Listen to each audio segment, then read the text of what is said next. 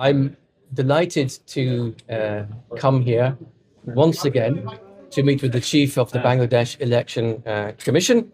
As you know, the European Union supports timely, smooth and participatory elections, and we see in such elections the great opportunity for Bangladesh to reset the narrative in terms of its own democratic path.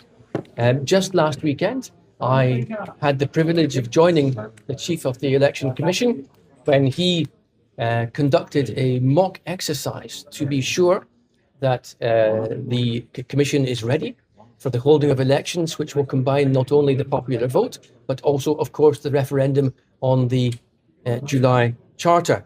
I was impressed by the level of advanced preparation of the Election Commission and the advanced consideration of the logistical challenges that holding an election and a referendum on the same day will imply.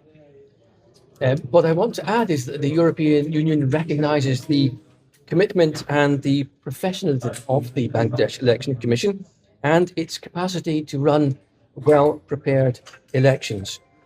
As I have mentioned in the past, the European Union is preparing to deploy a very large election observer mission to come to Bangladesh to observe what will be the largest democratic exercise of 2026 anywhere in the world. This is a sign of our confidence in the election process and our support for elections in this wonderfully diverse country. Thank you very much for your attention. So, Your Excellency, I would like to ask you about the current situation. You have observed many things and you conduct many of the election commission and everywhere. And what do you remember regarding this election, 13th election, especially the situation, what is going on? Is this expected?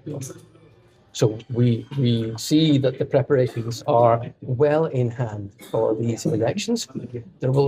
There will inevitably be challenges. You have a huge country with a huge population, and it is the first time for many of your citizens to go to the polls for a number of reasons.